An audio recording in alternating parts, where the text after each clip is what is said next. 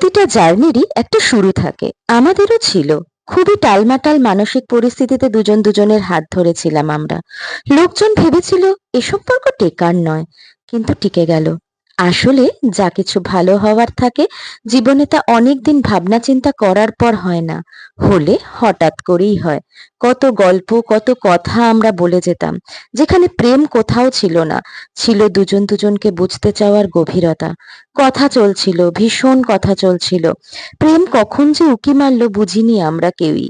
কাউকে ভালোবাসলে তার জন্য কোনো কিছু করার দরকার পড়ে না বোধহয়। আমরা ভালোবেসে ফেলেছিলাম একে অপরকে। জিতেছি আমরা, জিতেছে আমাদের ভালোবাসা, জিতেছে আমাদের লড়াইটা। জীবনে অভাব অভিযোগ থাকবেই, কিন্তু কেউ যদি জিজ্ঞেস করে আমাদের সম্পর্কটা কি নিয়ে, অভিযোগ আছে কি, আমরা বলবো দুটো ইমপারফেক্ট মানুষই একটা পারফেক্ট হ্যাপিনেসের জন্ম দেয়। ব্যাস, একটা দামাল প্রেমের অপেক্ষা শুধু দরকার ছিল জীবনে। আমরা গতকালও জিতেছি, আমরা আগামীকালও জিতবো। ৩টে বছর নয়, এভাবে ৩০০ বছর কাটিয়ে দেব। শাখা পলার আওয়াজের তৃতীয় বিবাহবার্ষিকী বর্মশাই। এভাবে আমার সব আবদার রাখতে থাকিস আর অনেক ভালোবাসতে থাকিস।